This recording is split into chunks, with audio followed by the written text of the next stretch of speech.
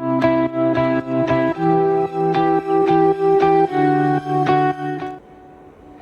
Morning everyone. मैं doctor H M Nimbarka, ज्ञान institute of technology Bhavnagar से आप लोगों का इस सेशन में स्वागत करता हूं। मुझे पता है आप लोगों ने डिप्लोमा कंप्लीट कर लिया है और आप सोच रहे हैं कि जॉब करूं, डिग्री करूं, या तो फिर आपने ठान भी लिया है कि आप डिग्री इंजीनियरिंग करना चाहते हैं। मुझे लगता है कि एक बार आपको इस सेशन को देखना चाहिए, एक बार आपको इस सेशन के थ्रू इन्फॉर्मेशन लेनी चाहिए ताकि जो भी आप करने जा रहे हैं उसमें सक्सेस हो। मैं आपको एक पहली स्लाइड दिखाता हूँ। इस सेशन का नाम हमने इंजीनियरिंग एन एनॉर्मस सी रखा है। मतलब इसका मतलब ये है कि इंजीनियरिंग एक बहुत ही बड़ा समुद्र है जिसके अंदर हम लोग सब समा जाए, पूरी ज़िंदगी, पूरी लाइफ हम लोग उसके अंदर स्पेंड करें, फिर भी वो कम पड़ेगा, हमारा कंट्रीब्यूशन कम पड़ेगा, मुझे ऐसा लगता है। इसलिए मैंने इस सेशन का नाम इंजीनियरिंग एन एनॉर्मस सी रखा है। आपको ये स्लाइड में दिखेगा कि कोई 2-4 लड़के हैं जो ऊपर से नहाने के लिए समुद्र में छलांग लगा रहे हैं, पर उसको अगर पता नहीं कि वहाँ पर एक छोटी सी वॉल भी नीचे है, और या तो फिर वॉल के ऊपर अगर पानी होता तो उसको दिखाई नहीं देता कि वहाँ पर वॉल है, और वो छलांग लगाते और शायद उसका एंगल ठीक नहीं रहता तो हो सकता है उसकी जान जा सकती है। हो सकता है कि इसका मतलब ये हुआ कि हो सकता है उसकी जान जा सकती है। वो कैसे नहीं हो सकता?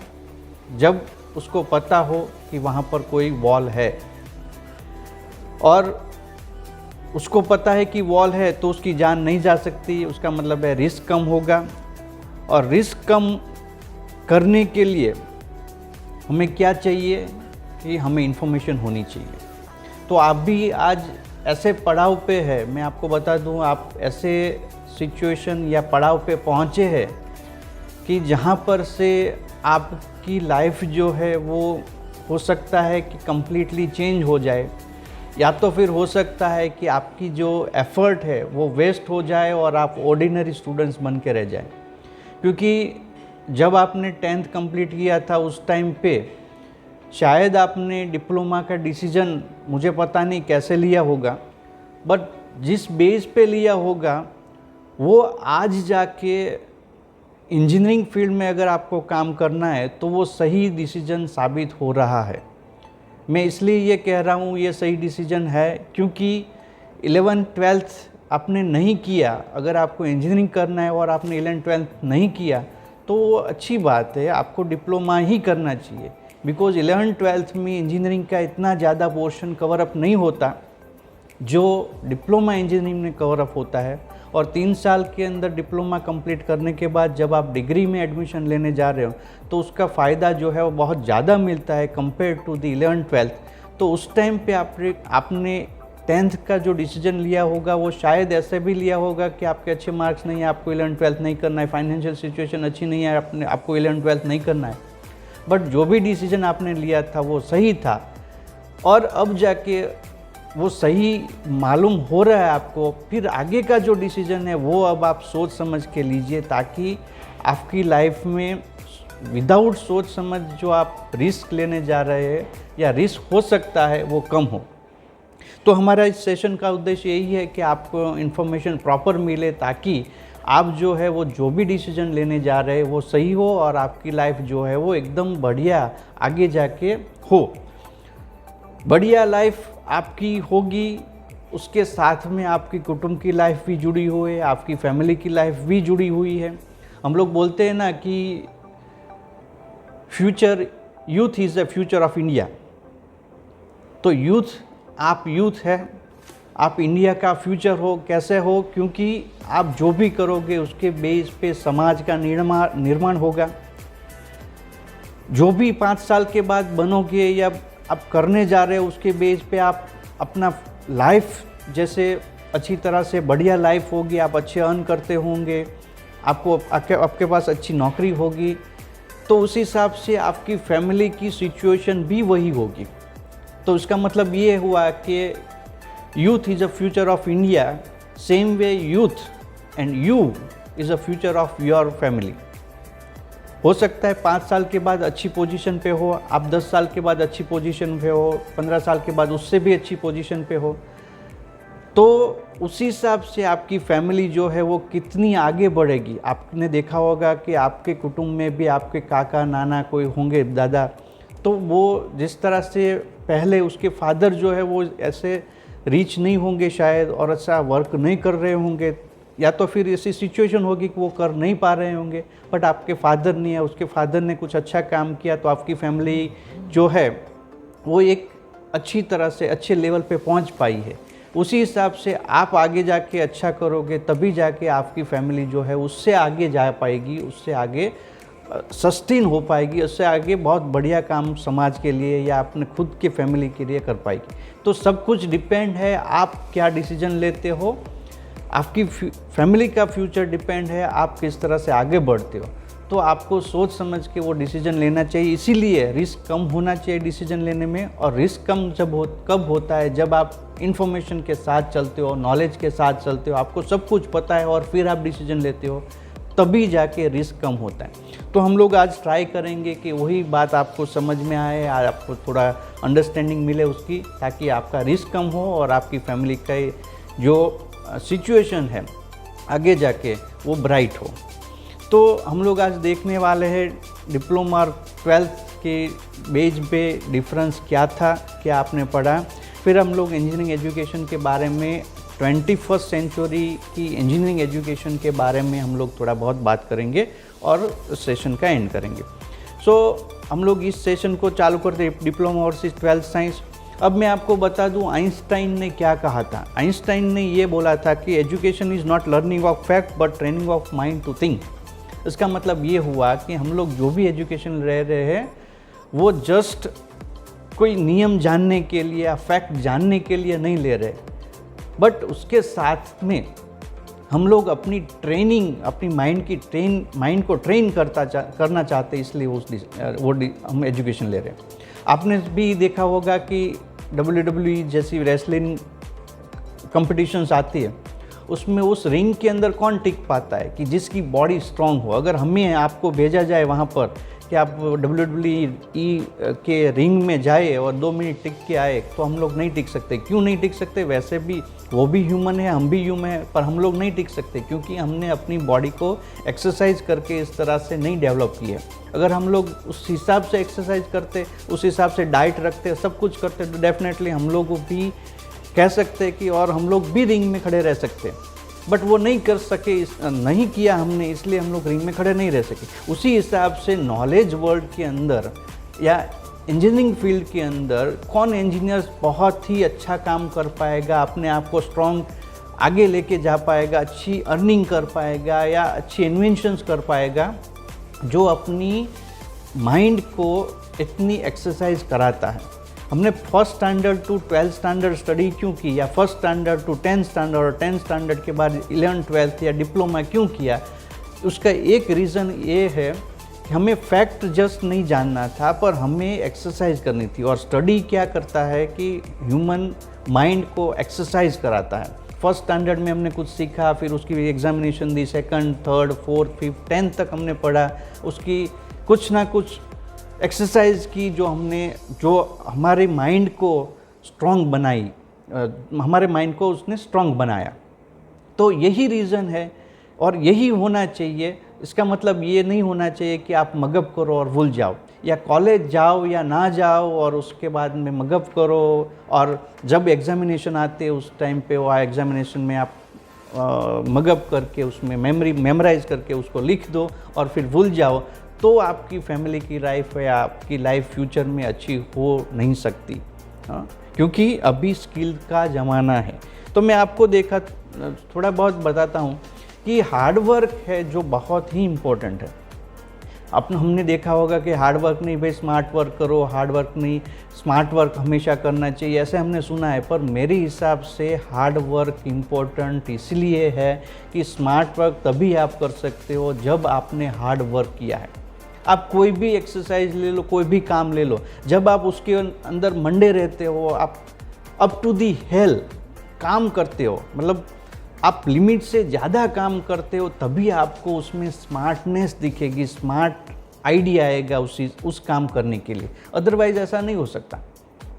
जब तक आपको पता नहीं है कि कोई भी एक रास्ता जो है वो शॉर्ट है या लॉन्ग, वो कैसे पता चलेगा। यहाँ से आपको अहमदाबाद सपोज जाना है, भावनगर टू अहमदाबाद सपोज आपको जाना है, तो आपको कैसे पता चलेगा कि कौन सा रास्ता शॉर्ट है। जब तक आपको लंबा वाला रास्ता पता नहीं है और उसकी ऑप्शंस, उसमें क्या कमियां है वो पता नहीं है, वो कहाँ पर लोकेटेड है वो पता नहीं है, तब तक आपको शॉर्टकट नहीं पता चलेगा। तो हार्ड वर्क ही ऐसी चीज़ है जो आपको स्मार्ट वर्क कराती है। उसका एक रीज़न और भी है कि हार्ड वर्क की वजह से हमारा पूरा बॉडी जो है वो, हमारी बॉडी की जो ताकत है, माइंड की ताकत है, उसका एक फ्लो बन जाता है। जैसे आप सपोज़ मैं आपको एक एग्जांपल दूं कि आप एवरी डे मॉर्निंग में उठ के जॉगिंग के लिए, रनिंग के लिए जाते हो, तो एक दिन आपने 5 बजे उठा, दूसरे दिन 5 बजे उठे, तीसरे दिन 5 बजे उठे, तो हमारी बॉडी है उसकी एक क्लॉक जो है वो सेट हो जाती है। और अगर 10 दिन के बाद, 15 दिन के बाद हमें कोई अलार्म भी रखना नहीं पड़ता, हम लोग अपने आप उठ जाते हैं। और अगर हम लोग सोना भी चाहते हैं फिर भी उठ जाते हैं, और बॉडी हमें बोलती है कि भाई चलो कोई बात नहीं, मुझे आज अच्छा नहीं लगेगा अगर हमने जॉगिंग या रनिंग नहीं किया, पूरा दिन हमारा अच्छा नहीं जाएगा अगर हमने उस दिन के लिए जॉगिंग या रनिंग नहीं की है। तो ये है हमारी बॉडी, जिसको हमें समझना पड़ेगा। जब तक फ्लो में नहीं आएंगे तब तक हमें अचीवमेंट्स या हमारी जो एम है वो हम लोग अचीव नहीं कर पाएंगे, जब तक हमें फ्लो में नहीं आते। और फ्लो कब आएगा? जब हमारी बॉडी को हम लोग हार्ड वर्क सिखाएंगे, शेड्यूल में रहना सिखाएंगे। तो ये मैंने आपको थोड़ी बहुत बात की कि कंटिन्यू 10 डेज़ के लिए आप कंटिन्यू एक फ्लो में वर्क करते हो, एक्सरसाइज करते हो, तो डेफिनेटली 11 डे पे वो बेटर होता है। बट अगर आपने कुछ गैप ले लिया बीच में, जैसे 10 डेज़ वर्क किया फिर 7 to 8 डेज़ का गैप लिया, तो आपकी बॉडी फिर से कंफर्ट जोन में चली जाएगी। तो इसकी वजह से जो हम लोग अचीव करना चाहते, जो फ्लो जो हमारा टूट जाता है, तो हो सकता है कि फिर से हमारी बॉडी जो है वो स्टफ़ हो जाए और हम लोग आगे का हमारा माइंड जो वो स्टफ़ हो जाए और हम इंटेलिजेंट वर्क नहीं कर पाए। तो इंटेलिजेंट वर्क करने के लिए हार्ड वर्क बहुत ही ज़रूरी है, जो इस एग्जाम्पल के थ्रू मैं थोड़ा बहुत आपको समझाना चाहता हूँ ना। ये किसी भी काम में हो सकता है, वेदर आप एक्सरसाइज कर रहे हो, वेदर आप स्टडी कर रहे हो, वेदर आप कुछ गेमिंग खेल रहे हो, वेदर आप कुकिंग कर रहे हो इवन, और वेदर आप ड्राइविंग भी करते हो। आप देखो कि एक बार आपने बाइक चलाई, 1-2 साल आपने बाइक चलाई, फिर 1 साल के लिए आप बाइक चलाना बंद कर दोगे सपोज, तो नेक्स्ट ईयर जब आप बाइक चलाना चाहते हो तब आपको ऐसा लगेगा कि चलो एक थोड़ा सफाई करना पड़ेगा, पहले चेक करना पड़ेगा। क्यों? क्योंकि बॉडी ने वो काम छोड़ दिया था। तो अगर नहीं छोड़ा होता तो हमारा फ्लो मेंटेन होता। जितना फ्लो मेंटेन होता रहता उतनी हमारी स्किल जो है वो, हमारी बॉडी जो है वो, माइंड जो है वो ट्रेन होता जाता। और जिस तरह से ट्रेन होता है माइंड, उसी हिसाब से वो काम फिर इजी लगने लगता है। हाँ, इजी हो जाता है, कम टाइम में होने लगता है, बढ़िया तरीके से होने लगता है, अपने आप होने लगता है। तो इसीलिए 12th में हमने 12th नहीं किया, क्योंकि हमने डिप्लोमा सिलेक्शन किया था। और 12th और डिप्लोमा दोनों में यही डिफरेंस है कि हम लोग क्या देखते हैं कि 12th में जो भी बच्चा है वो इतनी मेहनत करता है, उसकी फैमिली भी उसको इतना बोलते हैं भाई आप 11th-12th में आपको मेहनत करना पड़ेगा, आप साइंस में आपको मेहनत करना पड़ेगा, अभी बोर्ड का ईयर है आपको मेहनत करना पड़ेगा।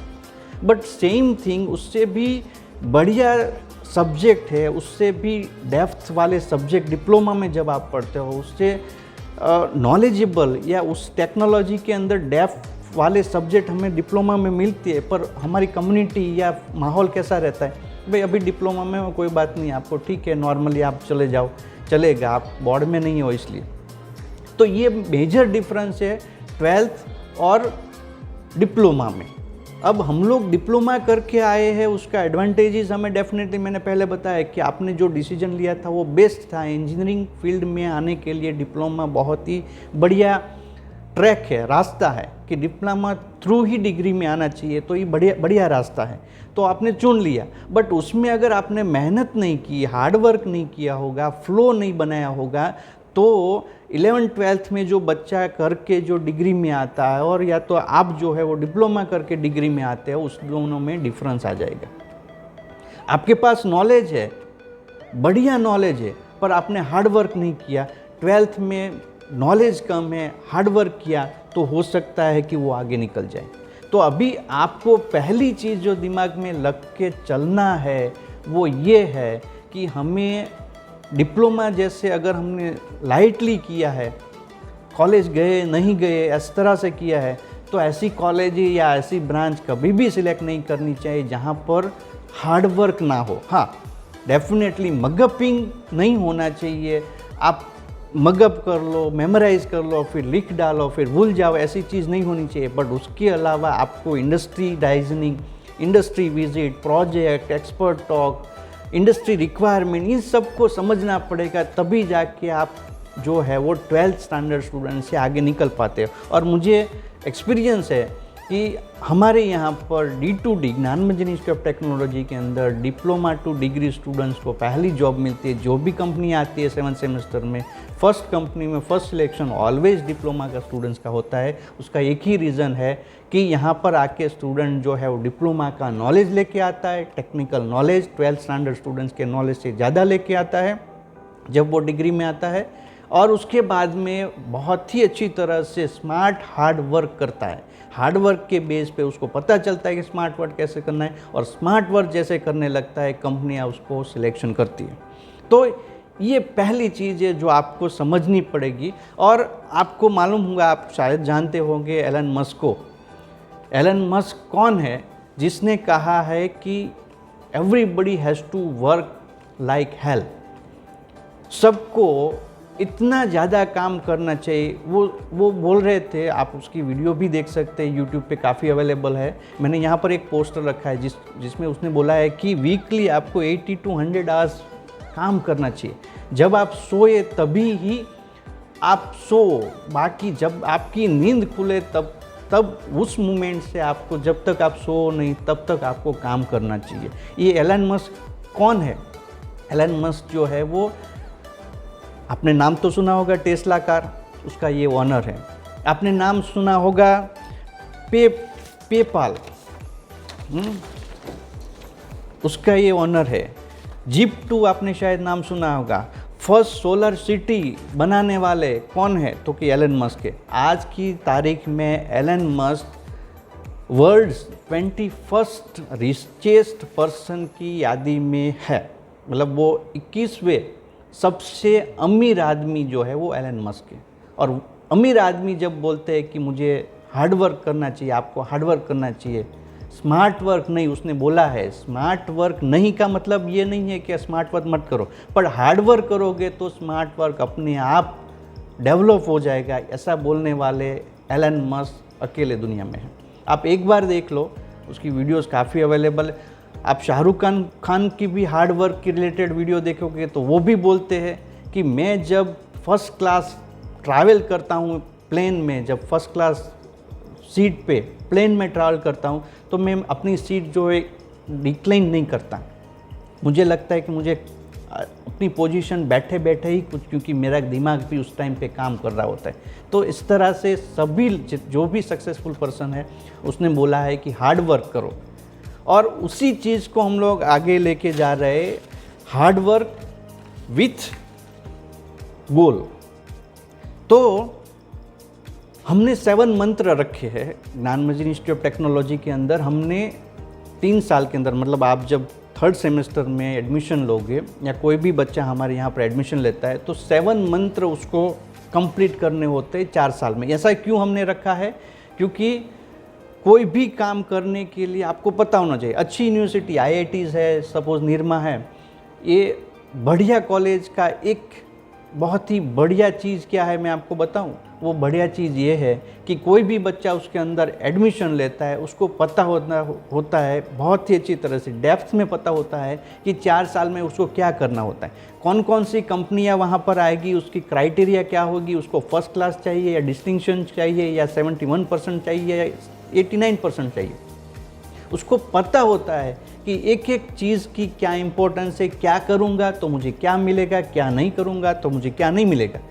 तो ये चीज़ उसको पहले से ही पता होने चाहिए। अगर आपने जो डिप्लोमा किया वहाँ पर ऐसी कोई चीज़ थी तो अच्छी बात है, अगर नहीं थी तो ये बहुत ही गलत बात है। सबको पता होना चाहिए कि मुझे 4 साल के अंदर, अगर मैं डिग्री कर रहा हूँ, डिप्लोमा टू डिग्री कर रहा हूँ, तो 3 साल के अंदर मुझे क्या अचीव करना है। तो हमने डिफ़ाइन यहाँ पर ये 7 पॉइंट्स डिफ़ाइन किए हैं। मैं आपको जल्दी से इसकी थोड़ी बहुत इन्फॉर्मेशन दे रहा हूँ। आप लोग इस वीडियो को पोज कर ले, जब टाइम हो फिर से चालू करके देखिए, फिर से पोज करिए, अगर कोई काम आ गया तो फिर से चालू करके देखिए। बट मुझे लगता है कि एक बार वीडियो ज़रूर देखें ताकि आपको पता चले कि इंजीनियरिंग के अंदर आपको क्या करना है, क्या आपने नहीं किया और उसका कितना हर्जाना आपको भुगतना पड़ेगा, और आप अगर कर लेते हैं तो उसका कितना बेनिफिट होगा, वो सब आपको समझ में आ जाएगा। तो ये थोड़ा वीडियो आपको लगेगा कि बहुत बड़ा है, बट फिर भी आप पोज करके टाइम मिले तब एक बार ज़रूर देखें ताकि आपकी लाइफ में इन्फॉर्मेशन हो, इन्फॉर्मेशन आपके पास प्रॉपर होगी, आप उस डायरेक्शन पे प्रॉपर काम करेंगे तो डेफिनेटली आपकी फैमिली की लाइफ भी अच्छी हो सकती है। और ये सब डिपेंड है आपकी इन्फॉर्मेशन के ऊपर और आप कितना काम कर रहे और आगे जाके कौन से स्टेप लेने वाले हैं उसके ऊपर आपकी फैमिली का मदार है।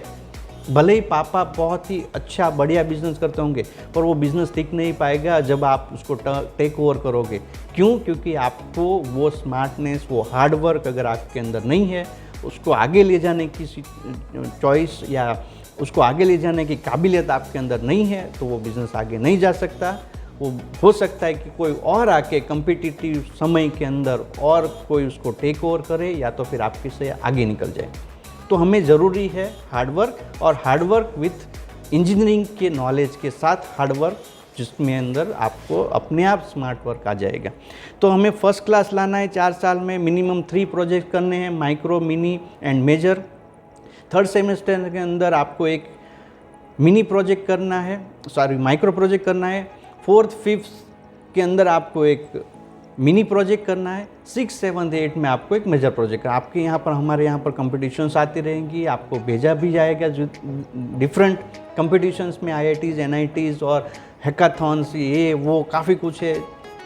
फिर आपको एक मिनिमम 4 टेक्निकल कंपटीशन पार्टिसिपेशन, जैसे मैंने बताया कि आपको भेजा गया, उसकी सर्टिफिकेट आपके पास होनी चाहिए।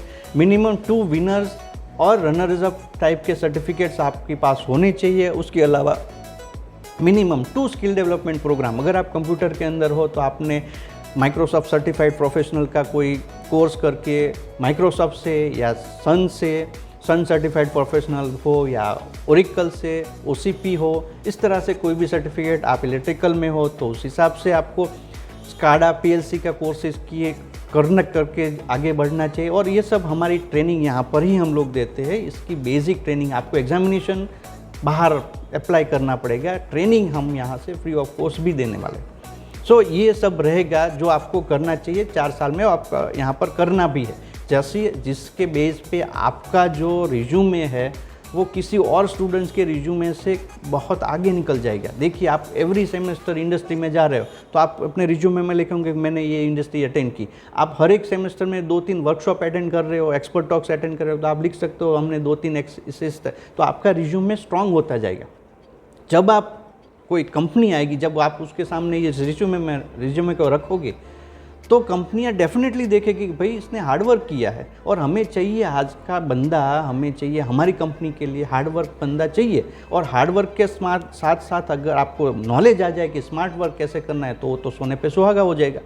उसके अलावा आपको मिनिमम, जैसे मैंने बताया, 2 स्किल डेवलपमेंट प्रोग्राम करने हैं। वैलिड गेट, IELTS की प्रिपरेशन या TOEFL के स्कोर्स की हम रिक्वायरमेंट यहाँ पर चाहेंगे, जिसको जो करने के लिए हम लोग यहाँ पर आपको फैसिलिटी या सपोर्ट या ट्रेनिंग प्रोवाइड करेंगे। और आपके पास गुड मैनेजरियल और कम्युनिकेशन स्किल्स भी होनी चाहिए। कम्युनिकेशन स्किल की अगर मैं बात करूँ तो एक इंग्लिश लैंग्वेज ओनली नहीं है, बॉडी लैंग्वेज, हाँ, dressing style, posture, gestures, group discussion, ये सब जो चीज़ जो है वो कम्युनिकेशन और मैनेजरल स्किल्स में आती है। तो यहाँ पर काफ़ी कुछ ऐसा होगा कि जहाँ पर आप अपनी ये स्किल डेवलप कर पाओगे, और जिस कॉलेज में आप जाओ वहाँ पर ये सब होना चाहिए, तभी जाके वो कॉलेज अच्छी है। और आपको उस बात की नॉलेज भी होनी चाहिए कि हमें क्या करना है 4 साल में, वो कॉलेज कितना सपोर्ट कर रही है। उसके अलावा मैं आपको थोड़े बहुत इंजीनियरिंग की सिनेरियो के बारे में आज थोड़ा शॉर्ट में बताता हूँ। हमने primary, upper primary, secondary, high secondary और फिर डिप्लोमा किया इधर, पर अभी पढ़ते ही रहना है ऐसी चीज़ नहीं है। हाँ, एक समय आएगा कि जब हमें अपने पैरों पे खड़े होना पड़ेगा, हमें कुछ अर्निंग करनी पड़ेगी, हमारी फैमिली को चलाना पड़ेगा। और वो चलाने के लिए हमें क्या चाहिए? प्रोफेशनल स्किल चाहिए। और वो प्रोफेशनल स्किल लेने के लिए ही हम लोग डिग्री या डिप्लोमा करते हैं। अब आपने डिप्लोमा कर लिया, अभी डिग्री करने वाला, तो वही प्रोफेशनल स्किल के लिए। और वो स्किल जब आप सेलिंग करोगे, आप कंपनी में जाते हो, अपने माइंड के साथ जाते हो, माइंड में स्किल्स आपकी भरी है। अगर कंपनी कोई प्रॉब्लम देगी आपको कि मेरे ये प्रॉब्लम्स आ रहे हैं कंपनी में, ये problem, different domain based different problems होंगे। कंप्यूटर फील्ड का अलग प्रॉब्लम होगा, मैकेनिकल फील्ड का अलग, इलेक्ट्रिकल फील्ड का अलग, सिविल फील्ड का अलग। बट जो भी प्रॉब्लम्स है, मुझे ऐसा करना है, वो कंपनी बोलेगी या ये सॉल्यूशन मुझे दो, तो आप कोई किस तरह से उसके सॉल्व करोगे? अपनी स्किल के बेस पे। बट वो स्किल अगर नहीं है आपके पास, और वो क्यों नहीं है? क्योंकि कॉलेज के टाइम पे ड्यूरिंग द कॉलेज आवर्स आपने क्या किया कि आपने बुक ले ली, मटेरियल ले लिया, मटेरियल अच्छा था, पढ़ लिया, पढ़ने के बाद एग्जामिनेशन में लिख के आ गए और फिर भूल गए। आपने कभी ऐसा सोचा नहीं कि इसके साथ के अंदर जो प्रैक्टिकल्स है, उस प्रैक्टिकल में हम लोग एक्स्ट्रा क्या कर सकते हैं, क्या कंट्रीब्यूट और कर सकते हैं, इस प्रैक्टिकल का इंजीनियरिंग फील्ड में या इंडस्ट्री में कितना फ़ायदा मिलेगा, या इस चीज़ का जो मैं सीख रहा हूँ उसको इम्प्लीमेंट इंडस्ट्री में कैसे करते हैं, वो कभी देखा नहीं। और उसी हिसाब से हम लोग जस्ट भूल गए। तो हमने कुछ प्लानिंग अच्छी तरह से नहीं की, और कॉलेज ने जो है वो प्लेटफॉर्म प्रोवाइड नहीं किया। और प्लेटफॉर्म प्रोवाइड नहीं किया इसलिए हमें अभी जॉब नहीं मिल रही है। क्यों? क्योंकि हम लोग इंडस्ट्री के प्रॉब्लम्स को सॉल्व नहीं कर पा रहे अपनी स्किल बेस। हाँ, और इतनी अच्छी स्किल नहीं है। तो ऐसी गलती अब फिर दोबारा मत करो। हम लोग जब सपोज़ कहीं पर जाना भी होता है तो हम लोग एडवांस में बस बुक करते हैं ना। क्यों? क्योंकि हमारी जर्नी कंफर्टेबल हो, हम वहाँ पर जाके जो भी हमने डिसाइड किया था वो काम करके वापस रिटर्न टाइम पे आ सके, हमें दिक्कत कम हो। डेफिनेटली हम लोग बस स्टैंड पे जाके खड़े रहेंगे, कोई ना कोई बस मिल जाएगी, पर वो जर्नी अच्छी नहीं होगी। हमारा हो सकता है कि डिले हो जाए जर्नी, और उस हिसाब से हमारा एम जो था वो हम एम को मिस कर दे, हम लोग अपने टारगेट को सपोज़ ना पहुंच पाए। तो ये गलती अभी नहीं करनी, इसलिए प्लानिंग भी बहुत ही ज़रूरी है। अभी मैं आपको इंजीनियरिंग का ओवरऑल देखा दूं कि जब हम लोग देखते हैं, हमने आजू बाजू सभी जगह पर इंजीनियरिंग ही है। आप लोगों को अगर आपने इलेक्ट्रिकल किया, मैकेनिकल किया, सिविल किया या कंप्यूटर आईटी किया, तो डेफिनेटली आपको पता चलेगा कि क्या क्या चीज़ अपने आप आजू बाजू में क्या चीज़ है। अगर आपने कंप्यूटर में किया और आपको अगर पता नहीं है कि जब मैं एंड्रॉयड के अंदर ब्लूटूथ से एक फ़ोटोग्राफ जो है वो ब्लूटूथ शेयरिंग करके दूसरी फ़ोन के अंदर सेंड करता हूँ, और सेम फ़ोटोग्राफ एक फ़ोन में से दूसरे फ़ोन में हमें दिखने लगता है। और अब जब किसी कंप्यूटर इंजीनियर को पूछा जाए कि ये कैसे हुआ, कोई मैजिक तो नहीं है भाई, बट ये कैसे हुआ, अगर वो उसका आंसर नहीं दे पा रहा है तो उसने कंप्यूटर इंजीनियरिंग नहीं की है। उसने जब जस्ट यूज़ करना सीखा है, जो तो कोई भी कर सकता है। अगर कोई सब्जी बेचने वाला आदमी भी उसको बोला जाए कि ब्लूटूथ चालू करो, इस तरह से सेंड कर सकते हैं हम फ़ोटो एक फ़ोन से दूसरे फ़ोन में, तो वो भी कर सकता है। उसमें इंजीनियरिंग कहाँ आई? बट अगर आपको मालूम है कि ये कैसे हुआ, क्यों हुआ, किस तरह से हुआ, वही चीज़ की रिक्वायरमेंट जो है वो इंडस्ट्री को है। हाँ, तो ये हमारे आजू बाजू में टेक्नोलॉजी तो है, बस हमें उसको पहचानना है और उसको समझना है कि क्या टेक्नोलॉजी चल रही है। देखिए क्या मॉडिफिकेशन आ रहे हैं सोसाइटी में। पहले एक सिंपल सा टीवी हमारे पास था, अभी एलईडी टीवी आ गया है, सभी घर में ऑलमोस्ट एलईडी टीवी रहते हैं। हाँ, टंगस्टन बल्ब था, अभी एलईडी लैंप आ गया, सभी जगह पर स्टोव था, अभी इलेक्ट्रिक स्टोव आ गया। आप भी सोचिए कि पहले हमारे घर पे कलर टीवी ही नहीं था, हम दूसरों के घर पे कलर टीवी देखने जाते थे। आप पापा को पूछिएगा, दादा को पूछिएगा, वो आपको बताएंगे। पर अभी जो है हमारे सबके घर में कलर टीवी आ गया। और दूसरी चीज़ मैं आपको बता दूँ, उससे भी आगे सबके पास एक टीवी आ गया है। आपके मोबाइल के अंदर लाइव टीवी आप देख सकते हो। ये चीज़ कैसे चेंज हो गई हमें पता नहीं चला, बट इसमें बहुत ही बड़ा हाथ जो है वो स्किल्ड इंजीनियर का था, जिसके पास नॉलेज है। वो आज भी मुझे पता है कितने लोग जो है वो जो स्किल जिसके पास थी वो कहाँ से कहाँ पहुँच गए। आपके भी फैमिली में कोई भी लोग होंगे जो कितने रिच बन गए, जो अभी कैसी गाड़ियों में घूम रहे हैं, उसके पास कितने बंगले हैं, वो फॉरेन में क्या स्टडी कर रहे हैं और उसके बच्चे भी क्या स्टडी कर रहे हैं और वो क्या जॉब कर रहे हैं वो आपको पता है। बट ये सब कुछ हुआ है स्किल बेस पे।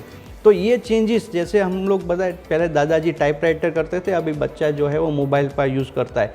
स्माइल प्लीज़ कैमरा था, डेवलप करना पड़ता था, अभी सेल्फ़ी, हर एक लोग सेल्फ़ी लेते हैं और हर एक लोग एवरी डे, आप कितने सारे एग्जांपल्स मिल जाएंगे। बिकॉज ऑफ दिस टेक्नोलॉजी ये मुमकिन हो रहा है आपको। डायरिया बदल गई है, ओलेक्स जैसी चीज़ आ गई जो जिसमें आप कुछ भी बेच सकते हो। कार इतनी एडवांस हो गई, सब कुछ ऑटोमेटिक हो रहा है। पहले 4 लोग जो है 2 पहिए पे जाते थे, अभी 2 लोग जो 4 पहिए पे आराम से जा रहे हैं। ये चेंज आया है सोसाइटी में और ये चेंज जो आया है उसका फ़ायदा हमें लेना है। मैं आपको बता दूँ, सपोज़ भावनगर टू महुआ सोमनाथ तक एक 4 लेन रोड बन रहा है, बट अगर हमारे पास ही साइकिल है तो उसका क्या फ़ायदा? हम 4 लेन का क्या फ़ायदा? हमारे पास अगर कार होती, वो भी बढ़िया कार, नॉर्मल कार नहीं, बढ़िया कार होती, तो हम 1 घंटे में महुआ पहुंच सकते थे। तो आधा घंटा लग सकता था, हो सकता है रोड की वजह से अब आधा घंटा लगे, पहले 1.5 घंटा लगता था, अभी हो सकता है आधा घंटा लगे, क्योंकि 4 लेन हो गया, कोई रुकावट नहीं। हमारे पास 120 की स्पीड से कार चल रही है कंटिन्यू, आराम से पहुंच जाएंगे। कोई बीच में डाइवर्जन नहीं या कोई बीच में गांव नहीं आ रहा है जो हमें डिस्टर्ब करे ट्रैफिक को, सब कुछ बाईपास हो रहा है।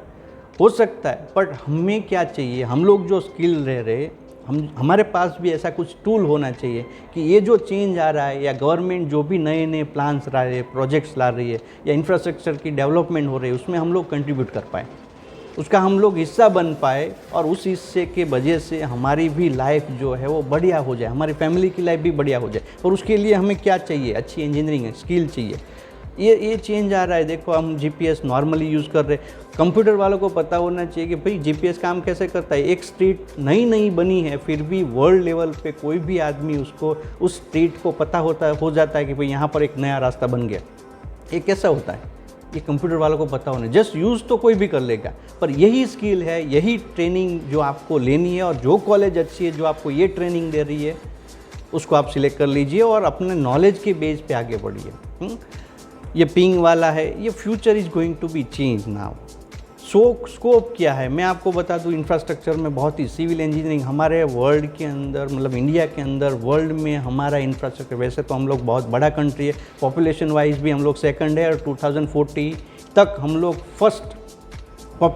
वर्ल्ड फर्स्ट पॉपुलेटेड कंट्री के तौर पे हम लोग बन जाएंगे। तो उसको इंफ्रास्ट्रक्चर चाहिए, रोड, रास्ते, मकान, सबको शेल्टर तो चाहिए, रहने के लिए जगह तो चाहिए। तो ये सब कब होगा? जब सिविल इंजीनियर अवेलेबल होगा। तो इतना इंफ्रास्ट्रक्चर हमारी कमी है जो सिविल इंजीनियर। लेकिन स्किल, आपको पता होगा स्टैच्यू ऑफ यूनिटी पहले हम लोग देखने जाते थे, स्टैच्यू ऑफ लिबर्टी, अब लोग देखने आते हैं स्टैच्यू ऑफ। ये हमारी, जैसे मैंने बनाया ना, रोड बन गया, वैसे ही हमारी इंडिया की भी डेवलपमेंट ऐसी हो रही है। पर क्या हम लोग उसका हिस्सा बन पाएंगे, उसका बेनिफिट ले पाएंगे और हमारी फैमिली को आगे लेके जा सकते हैं नेक्स्ट 5, 10, 15 ईयर्स में? ये डिपेंड है आज के दिन पे आपकी डिसीजन पे। हमारे पास गुजरात की बात करें तो 1600 किलोमीटर का सी एरिया है जिसको डेवलप होना बाकी है, और डेवलप काफ़ी हो रहा है धीरे धीरे। तो इसमें आप क्या पार्टिसिपेट कर सकते हैं? इलेक्ट्रिकल वाले कोई स्टूडेंट्स है और उसके अंदर बेनिफिट ले सकते हैं क्या इसका? सोलर फार्म में, इलेक्ट्रिकल सोलर फार्म अभी बहुत ही डिमांड में है। इलेक्ट्रिकल इंजिन्स बन रहे, सभी जो पुराने इंजिन्स वो रिप्लेस हो रहे इलेक्ट्रिकल इंजिन से। डोलर की बात करें, बहुत ही बढ़िया डेवलपमेंट है। बुलेट ट्रेन तो हमने सुना ही है। गवर्नमेंट ने डिसीजन लिया कि 80% गुजराती को ही रखा जाएगा, कोई भी कंपनी आएगा तो उसका बेनिफिट क्या हम ले सकते हैं। बस स्टैंड, सभी बस स्टैंड को रिनोवेट करने की ज़रूरत है। आपको पता है इंफ्रास्ट्रक्चर की डिमांड है। रिवर फ्रंट में भी देखा है, ऐसी काफ़ी रिवर्स है जिसको रिवर फ्रंट के तौर पे डेवलप करने की ज़रूरत है। उसमें काफ़ी इंजीनियर्स लगेंगे। पर क्या हम लोग उस इंजीनियरिंग का पार्ट बन सकते हैं, उस प्रोजेक्ट का पार्ट बन सकते हैं, वो तो हमारा डेवलपमेंट होगा, हमारे फैमिली का फ्यूचर होगा बढ़िया स्किल के बेस पे। रोरो फेरी सर्विस एक चालू हुई थी, अभी 2 चालू है, राजूला से, एक घोघा से। हाँ, हो सकता है आगे जाके और भी हो। भावनगर के अंदर भी सॉफ्टवेयर पार्क बनने जा रहा है, क्या हम लोग उसका पार्ट हो सकते हैं? तो हमारा डेवलपमेंट ऐसा हुआ है कि हमने दिल्ली मेट्रो कनाडा से इंपोर्ट किया था 2009 में इंडिया ने, बट अभी क्यूसलैंड को हमने metro coach metro train coach हमने एक्सपोर्ट किया है 2017। मतलब ये आगे बढ़ा है इंडिया इतना, बट क्या हम लोग उसका पार्ट बन सकते? ये सब स्कीम्स है गवर्नमेंट की जिसमें हम लोग क्या बेनिफिट ले सकते हैं। अब मैं एक बात को बता दूं, अभी इंजीनियरिंग की डिमांड और सप्लाई, इंजीनियर्स की डिमांड और सप्लाई की बात बता दूं तो AICTE all Indian council for technical education ने 2014 में एक सर्कुलर देके एक रिजोल्यूशन पास करके ऐसा बताया कि यही कॉलेज जो है वो अपनी सीट्स बढ़ा सकती है, बाकी सभी कॉलेज जो है वो सीट्स बढ़ा नहीं सकती।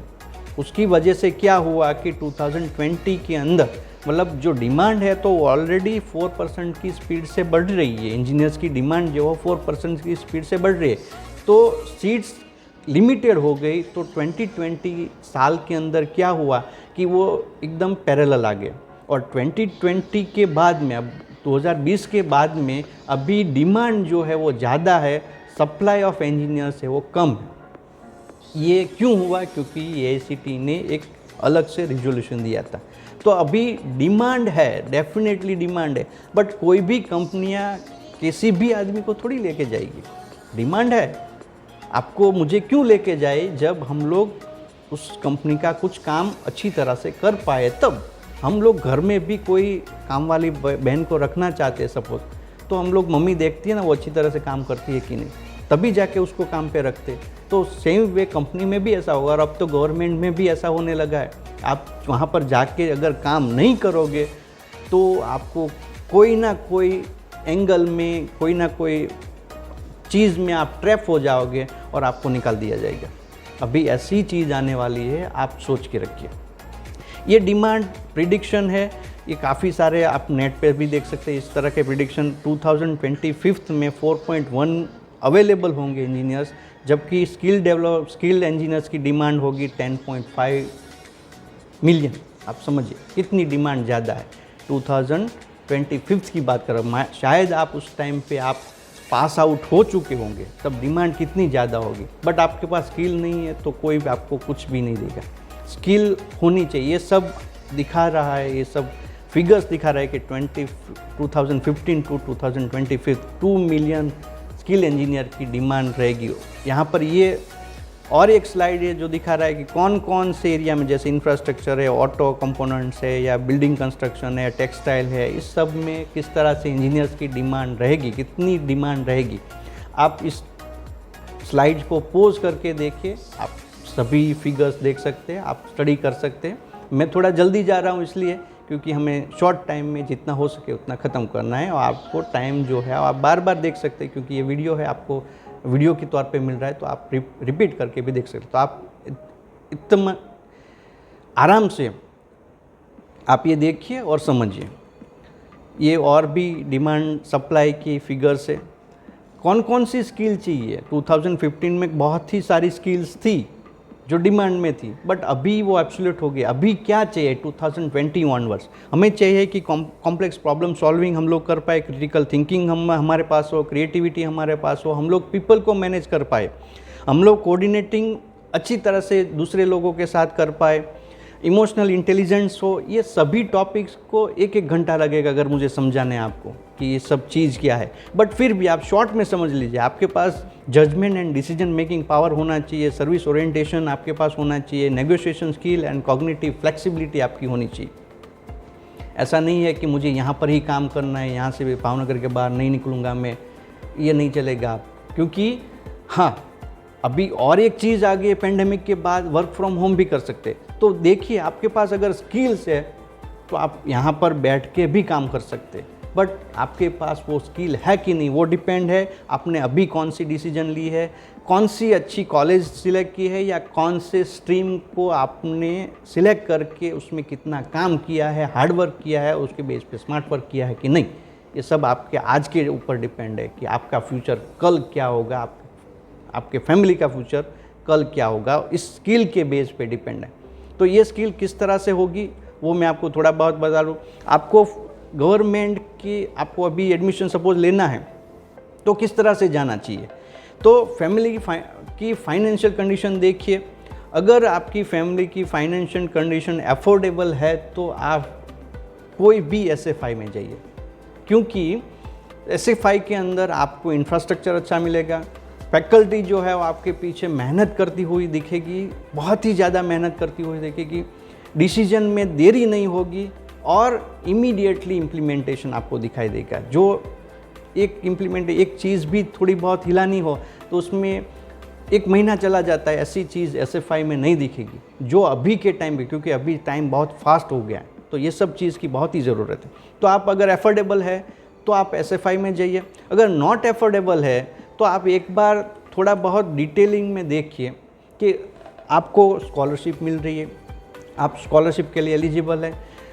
काफ़ी और भी चीज़ है, TFW स्कीम के अंदर आप लोग एडमिशन ले सकते हैं, या तो फिर आप इस तरह की जैसे TFW की मैं डिटेलिंग दिखा हुआ, आप इसको पोज करके आराम से पढ़ सकते हो। फैमिली इनकम क्या होनी चाहिए, मेरिट क्या होना चाहिए, तो आपको TFW स्कीम के अंदर एडमिशन मिल सकता है, और उसको किस तरह से आपको कहाँ से क्या क्या डॉक्यूमेंट्स लाने चाहिए। उसके अलावा अगर आपको मुख्यमंत्री युवा स्वावलंबन योजना के अंदर भी स्कॉलरशिप मिल सकती है, जिसके 8 PR और उससे ज़्यादा है, तो उसके लिए क्या क्या चाहिए और किस तरह से, तो आप ये सब आप देख लीजिए कि अफोर्डेबल नहीं है तो इसमें से TFW या ATPR MYSY या लोन फैसिलिटी कुछ अवेलेबल है। क्योंकि एजुकेशन लोन में ऐसा होता है कि आप लोन लेके, अगर एजुकेशन लोन लेके आप SFI में अच्छी तरह से पढ़ते हो तो SFI की बेनिफिट क्या होगा कि आपको 7 सेम के अंदर ही, यहाँ पर ऐसा ही होता है कि 7 सेमेस्टर तक आपको 7th सेमेस्टर में ही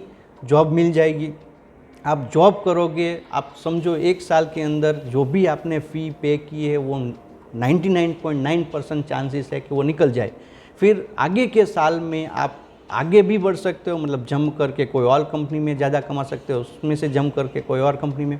बट अगर आपने सिंपल कॉलेज सिलेक्ट किया जिसमें फ़ी कम है बट पढ़ाया कुछ नहीं जाता, अटेंडेंस की कोई मतलब नहीं रहता, स्किल डेवलपमेंट में कोई मतलब नहीं रहता, आप इंडस्ट्री के साथ लाइजनिंग नहीं है, कंपनी वहाँ पर आती नहीं है, ऐसी कोई कंपनी कॉलेज सिलेक्ट करोगे तो ठीक है, पैसा तो आपको नहीं देना पड़ेगा, पर जो टाइम, इम्पोर्टेंट टाइम जो है 3 साल का जो टाइम आपका जा रहा है वो वेस्ट हो जाएगा। और आपके ही फ्रेंड जो आप अदर कॉलेज के अंदर है, SFI में है, वो आगे निकल जाएंगे आपसे, और फिर आप बोलोगे कि मैं पीछे रह गया। तो ऐसा ना हो, ये आप एक बार चेक कर लीजिए। ये यहाँ पर ज्ञान मंदिर इंस्टीट्यूट ऑफ टेक्नोलॉजी के अंदर लास्ट 5 ईयर्स के अंदर डिग्री इंजीनियरिंग के अंदर 2.68 करोड़ की स्कॉलरशिप स्टूडेंट्स को मिली है।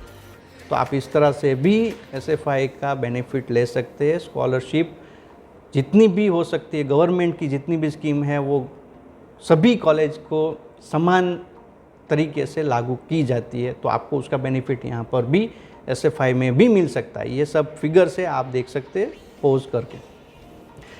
उसके अलावा सपोज मेरिट की बात करें तो अच्छी मेरिट है तो आप निरमा या PDPU ऐसी कॉलेज को सिलेक्ट कर सकते हैं, DDIT, BVM, MSU। अगर उसके अलावा आपको क्या चीज़ ध्यान में रखनी, ये कॉलेज नहीं मिल रही है सपोज, तो उसके अलावा आपको ये चीज़ ध्यान में रखनी पड़ेगी जो मैं आपको दिखाने वाला हूँ। कैंपस एनवायरनमेंट क्या है, थ्योरेटिकल नॉलेज क्या है, उस कॉलेज के अंदर क्या चल रहा है, थ्योरेटिकल नॉलेज रिजल्ट कैसा आता है, प्रैक्टिकल नॉलेज लेबोरेटरी और सोशल लेबोरेटरी कैसी है, स्पेशल लेबोरेटरी कैसी है, स्किल डेवलपमेंट प्रोग्राम किस तरह से वहाँ पर चलते हैं, फ्री ऑफ कॉस्ट चलते हैं कि नहीं, इंडस्ट्री एक्सपोजर क्या है, को curricular activity, extra curricular activity क्या क्या चल रही है, क्योंकि ओवरऑल डेवलपमेंट किया जा सकता है।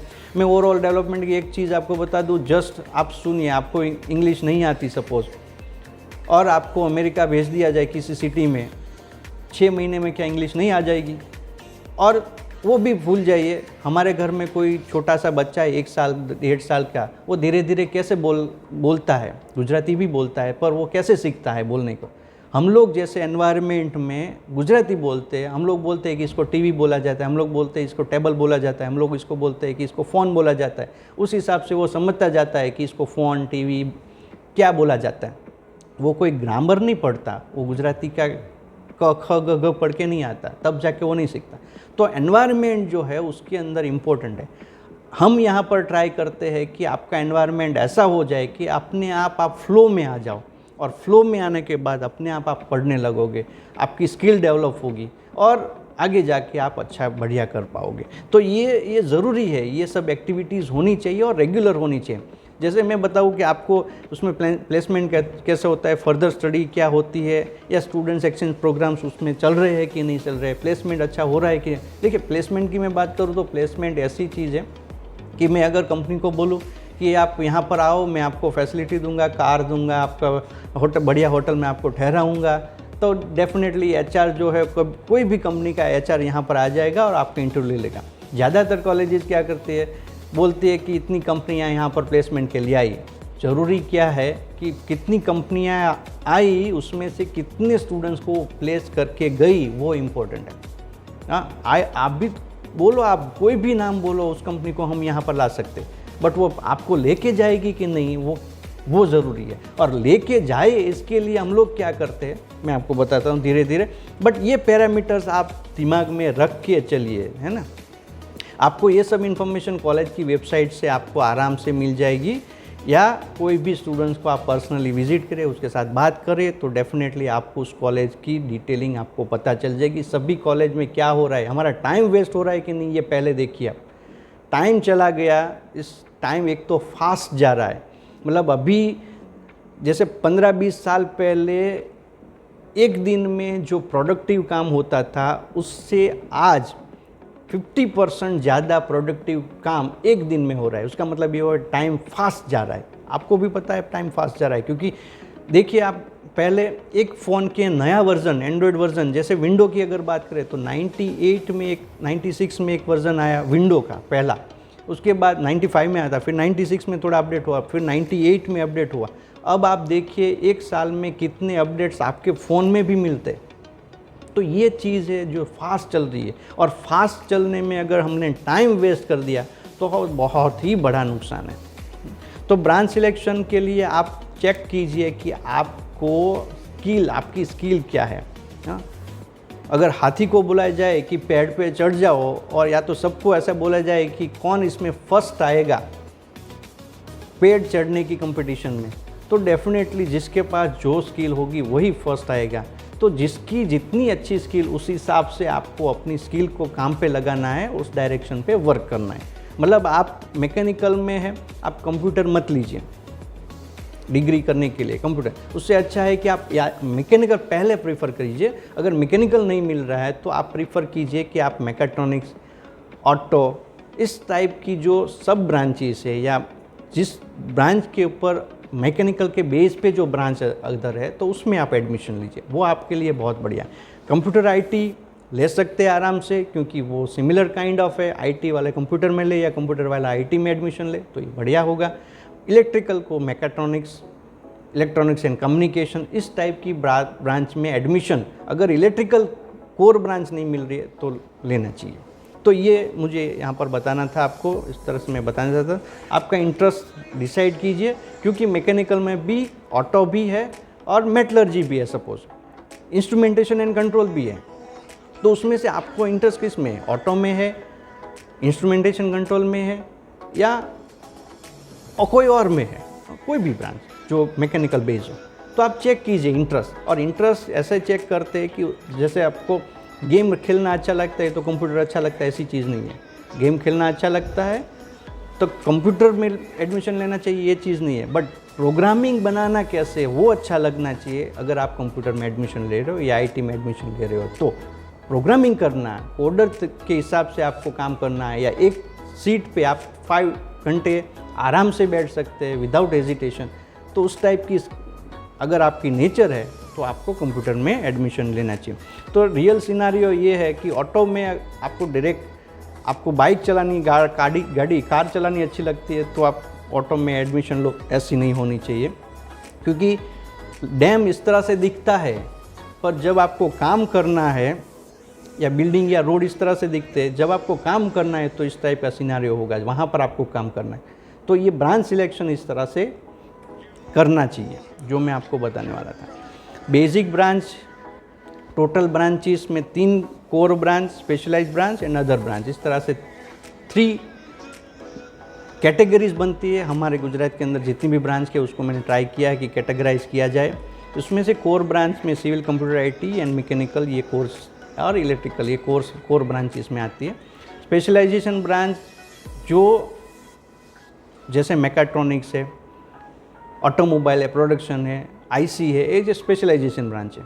तो आपको ये देख के एडमिशन लेना चाहिए कि इसके अंदर स्कोप कितने हैं, क्योंकि जैसे जैसे स्पेशलाइजेशन बढ़ता जाएगा, वाइडर जो स्कोप है, जॉब स्कोप है, वो कम होता जाएगा। तो आपको ये देख के करना है कि मुझे जॉब स्कोप किस तरह से जाना है। हाँ ठीक है, मुझे बाहर निकलना है तो डेफिनेटली मुझे स्कोप में कहीं पर भी जाना पड़े तो कोई दिक्कत नहीं, मैं चला जाऊंगा, वहाँ पर जॉब ले लूँगा, ऐसी अगर चीज़ है तो आपको स्पेशलाइजेशन ब्रांच में आपको करना चाहिए, चलेगा। बट आपको अगर वाइडर स्कोप चाहिए, आप एवरेज स्टूडेंट्स हो, तो आपको बेसिक ब्रांच ही सिलेक्शन में रखनी चाहिए, ये मेरा ओपिनियन है। हाँ यहाँ पर जैसे ऑटोमोबाइल का है तो थोड़े बहुत ही हब एरिया है जहाँ पर ऑटोमोबाइल का डिमांड है, बट मैकेनिकल की डिमांड तो ऑल ओवर द इंडिया और आउट ऑफ इंडिया भी है। तो इस तरह से आपको मैकेनिकल मिलती है तो पहले मैकेनिकल, फिर अगर नहीं मिलता है तो ऑटो, ठीक है, इस तरह से आपको जाना चाहिए। तो ये ओवरऑल एरोनॉटिक या बायोटेक्नोलॉजी, एनवायरनमेंट या नैनो टेक्नोलॉजी, इन सब में स्कोप जो है वो कम होता जाएगा, पर आपको जो है वो आप उस हिसाब से आपको वर्कआउट करना चाहिए। उसके अलावा भी ब्रांच सिलेक्शन मैट्रिक्स को ध्यान में रखिए। आपको suppose civil, mechanical, electrical, computer, IT में से भी लेना है तो job nature, government job, private sector job, campus placement, salary growth, ये सब चीज़ को, बिजनेस विथ लो कैपेसिटी, ये चीज़ को आपको दिमाग में रख के कोई भी ब्रांच सिलेक्शन करनी चाहिए। आप पोज करके आगे भी देख सकते हैं इसकी डिटेलिंग। उसके अलावा हमारे यहाँ पर भी अभी काफ़ी बच्चे आ रहे हैं जिसको बोलते हैं ब्रांच वर्कशॉप। हम लोग यहाँ पर क्या क्या करेंगे, उस ब्रांच में क्या क्या आएगा, उसका स्कोप क्या है, ये सब जानने के लिए कहीं पर भी आप एडमिशन लो, बट उस ब्रांच का स्कोप क्या हो सकता है और आपको किस तरह से काम करना पड़ेगा, ये अगर जानना है तो ऐसे वर्कशॉप फ्री ऑफ कॉस्ट आप अटेंड कर सकते हैं, आपको सर्टिफिकेट भी मिलेगा। ये सब सम ऑफ दी स्नैप्स के जहाँ पर आपको ब्रांच के वर्कशॉप, ब्रांच क्या है वो जानने के वर्कशॉप्स 1 दिन के होते हैं। आप आ सकते हो कभी भी इस नंबर पे फ़ोन करके, लाइक 7574949494 पे आप कॉल करके भी आप बुक कर सकते हो और उस टाइप के ब्रांच वर्कशॉप आप अटेंड कर सकते हो और जान सकते हो कि उस ब्रांच में क्या आता है और किस तरह से काम होता है और क्या होना चाहिए, स्कोप क्या है। इन्फॉर्मेशन अगर अच्छी रहेगी तो आप अच्छी डिसीजन ले पाओगे। डिसीजन अच्छा लिया, आपकी फैमिली का फ्यूचर बढ़िया होगा, वरना नहीं। कॉलेज सिलेक्शन के लिए मैंने ऑलरेडी ये 14 पॉइंट्स मैंने आपके साथ शेयर किया, आप पोज करके देख सकते हो। ये सब स्नैप से जो यहाँ पर हमारे यहाँ पर हर एक सेमेस्टर में इंडस्ट्री विजिट कंपलसरी है, उसके स्नैप से हमारे यहाँ पर इंडस्ट्री ट्रेनिंग जो है वो कंपलसरी है सबके लिए, उसका फ़ायदा बहुत है। जैसे मैंने रिज्यूम के तौर पे बताया कि आपका रिज्यूम बिल्डअप हम लोग करवाते हैं 4 साल के अंदर, 3 साल के अंदर आपके लिए। और उस 3 साल के अंदर रिज्यूम कैसे बिल्डअप होगा वो इस तरह से होगा, जैसे स्किल डेवलपमेंट प्रोग्राम है वो भी सबको करने। आप 3rd सेमेस्टर में आओगे तो वेब डेवलपमेंट सपोज आपने रखा है तो उसका स्किल डेवलपमेंट प्रोग्राम आपको every semester. Skill development programme का मतलब है आप प्रैक्टिकल काम करो, लेबोरेटरी में जाके काम करो, बट इंडस्ट्री में जैसे काम करते हो वैसे ही काम करो। हमारे यहाँ पर एवरी वीक 1 डे ऐसा होता है कि जहाँ पर हमें इंडस्ट्री ओरिएंटेड बनना होता है। मतलब आपको इंडस्ट्री में जैसे जाके काम करना होता है ना, आई कार्ड पहन के पूरा दिन computer, suppose computer industry, computer field में आप अगर हो तो कंप्यूटर लैब में आपको बैठ के पूरा दिन कुछ ना कुछ प्रोजेक्ट वर्क जो आपको असाइन किया जाता है, प्रॉब्लम, उसका सॉल्यूशन दे के जाना होता है। तो इस तरह से वर्कशॉप होते हैं, इस तरह से स्किल डेवलपमेंट प्रोग्राम होते हैं। मैकेनिकल है तो उसको वर्कशॉप में काम करवाया जाता है, या कंप्यूटर पे कैड कैम पे काम करवाया जाता है, ऑटो है, आई मीन सिविल है तो उसमें ऑटोकेड के अंदर काम करवाया जाता है। पीएलसी इलेक्ट्रिकल है तो पीएलसी स्काडा में काम करवाया जाता है। तो इस हिसाब से आपका स्किल डेवलपमेंट प्रोग्राम्स डिफाइंड है, ये होना चाहिए सभी जगह पर। और ऐसी कॉलेज में अंदर आपको स्किल मिलेगी और मैंने आपको बताया कि स्किल की क्या डिमांड रहने वाली है। तो ये सब स्नैप्स है, आप पोज करके समय मिले तो देख सकते हो कौन कौन से स्किल डेवलपमेंट प्रोग्राम होते हैं, उसकी स्नैप्स है, कहाँ पर स्टूडेंट्स कितने स्किल डेवलपमेंट प्रोग्राम के लिए या विंटर ट्रेनिंग के लिए गए हैं। हर एक सेमेस्टर में ये सब होता है, हर एक सेमेस्टर में, और ये ज़रूरी है।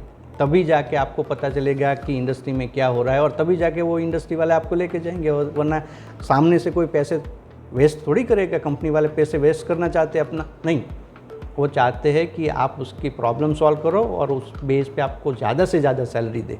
मैं अपनी एक्सपीरियंस बता रहा हूँ, वो सैलरी देना चाहते हैं, पर हमारे अंदर सैलरी लेने की कैपेसिटी क्या है वो डिपेंड है, हाँ, कि वो कितनी सैलरी देंगे। तो ये सब काफ़ी सारे ट्रेनिंग्स प्रोग्राम, कहाँ पर कितने स्टूडेंट्स अभी क्या कर रहे, ये सब थोड़े बहुत स्नैप्स और उसकी डिटेल्स मैंने यहाँ पर रखी है जो आप ले सकते हो। उसके अलावा हर एक ईयर में कल्चरल प्रोग्राम बहुत ही मज़ा आता है, पेरेंट्स के साथ हम लोग एंजॉय करते हैं।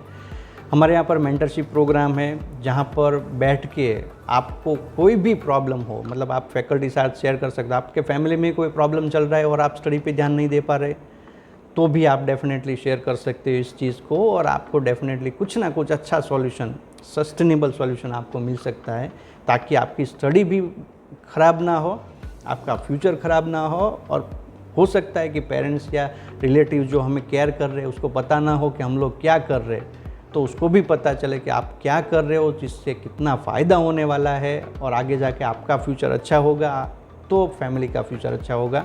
ये सब चीज़ इसके अंदर कवर की जाती है मेंटरशिप प्रोग्राम के अंदर। हमारे यहाँ पर इतने सारे क्लब्स हैं, फुटबॉल खेलना चाहते हो आप खेल सकते हो, वॉलीबॉल खेलना चाहते हो आप खेल सकते हो, म्यूज़िक सीखना चाहते हो आप, देखिए फॉरेन यूनिवर्सिटी के अंदर स्टूडेंट्स ये सब करता रहता है। हमारे यहाँ पर सैटरडे संडे स्टूडेंट जो है वो कोस्टल एरिया पे जाते हैं, जैसे कोलियाक जाके वहाँ पर जो वाइल्ड जो सी एरिया है उसके अंदर क्या कौन कौन से जीव है, वो क्या करते हैं, उसकी स्टडी करते हैं, और एनवायरनमेंट के लिए हम लोग क्या कर सकते हैं। ऐसी एक साइड से एन्जॉयमेंट हो जाती है और दूसरी साइड से काफ़ी कुछ सीखने को मिलता है। हो सकता है कि सिविल, मैकेनिकल, कंप्यूटर आईटी मिल के कुछ ना कुछ ऐसे प्रोजेक्ट्स बनाए कि सी जो वर्ल्ड है, सी वर्ल्ड, जहाँ पर कितनी भी प्रजातियाँ जीव रहते हैं, उसको कुछ ना कुछ बेनिफिट हो पाए। हो सकता है कुछ ऐसा प्रोजेक्ट बनाए कि सी के अंदर जो प्रदूषण बढ़ता जाता है, तो उस प्रदूषण को सस्टेनेबल वे से, लो कॉस्ट से उस सी को क्लीन किया जाए, क्योंकि उसमें भी प्लास्टिक बहुत ही जा रहा है और उससे काफ़ी नुकसान हो रहा है एनवायरनमेंट को, और क्लाइमेट चेंज हो रहा है, वो तो आप जानते ही है अभी। तो ये सब आपको प्लेटफॉर्म मिलना चाहिए डेफिनेटली। आप तो काम करने के लिए ही बने हो, बस आपको डायरेक्शन मिले, आपको प्लेटफॉर्म मिले, तो आपका फ्यूचर ब्राइट हो। ये सब चीज़ जो में हमारे यहाँ पर इंटरनेशनल एक्सपोजर, ये आप सभी कॉलेज में पूछिए कि जैसे बैटिक सेंटर है जो हमने आईआईटी के साथ कोलैबोरेशन किया है, जो आईआईटी हमें गाइड करते हैं, आईआईटी के पर्सन्स हमें गाइड करते हैं कि किस तरह से क्या करना चाहिए इस एरिया में।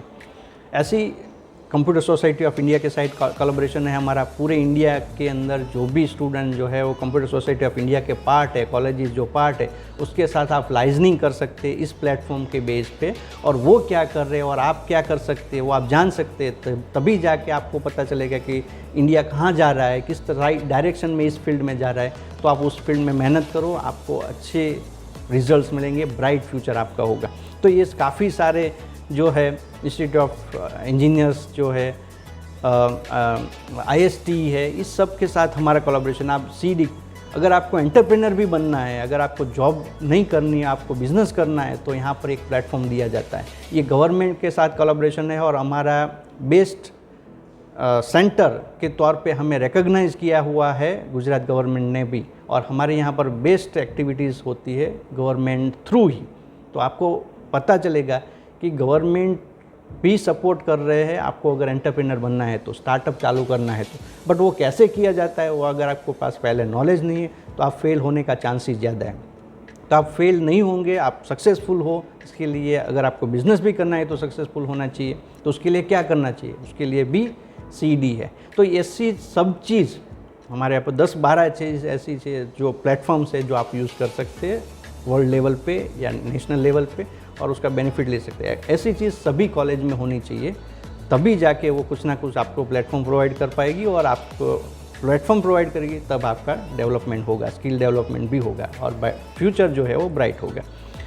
इंटरनेशनल एक्सपोजर प्रोग्राम्स चलने चाहिए। इतने सारे स्टूडेंट्स हैं वो जो फॉरेन स्टडी करने के लिए गए हैं हमारे यहाँ से, हम लोग उस लोगों के साथ, ये स्टूडेंट्स के साथ आपका कम्युनिकेशन कराएंगे, ताकि आपको पता चले कि यहाँ तक अगर फॉरेन स्टडी करने जाना है, लो कॉस्ट में जाना है, ज़ीरो कॉस्ट में जाना है, तो कैसे जा सकते हैं, और अपना फ्यूचर जो है, हमारे फैमिली का भी फ्यूचर ब्राइट कर सकते हैं। अगर वो जानना है तो ये भी चीज़ अवेलेबल है, पर ऐसी चीज़ सभी कॉलेज के पास होनी चाहिए ताकि स्टूडेंट्स को अच्छा सा एक्सपोजर मिले। ये सब स्टूडेंट्स की नेम एग्जाम्पल्स है। प्लेसमेंट 7 सेमेस्टर में ही होता है, उसका रीज़न ये है, हमारे स्टूडेंट्स मैक्सिमम 100% प्लेसमेंट होता है ऑलमोस्ट ब्रांच के। उसका रीज़न यही है कि पहले दिन से ही वो रिज्यूम बिल्डअप करते जाते हैं।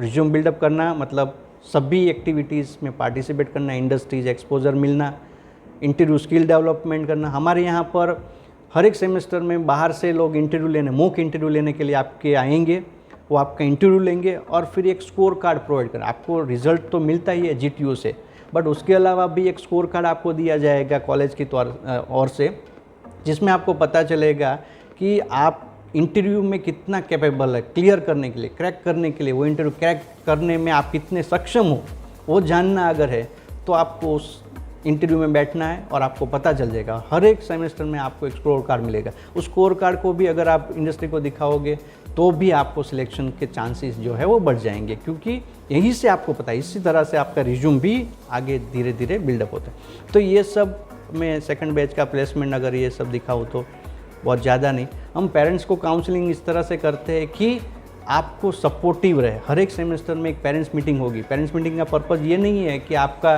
कितना वीक है, आपके कौन से सब्जेक्ट में आपको दिखाया जाए, पेरेंट्स को बताया जाए, नहीं। वो तो हम लोग SMS करके भी या कुछ भी कम्युनिकेशन कर भी कर सकते हैं।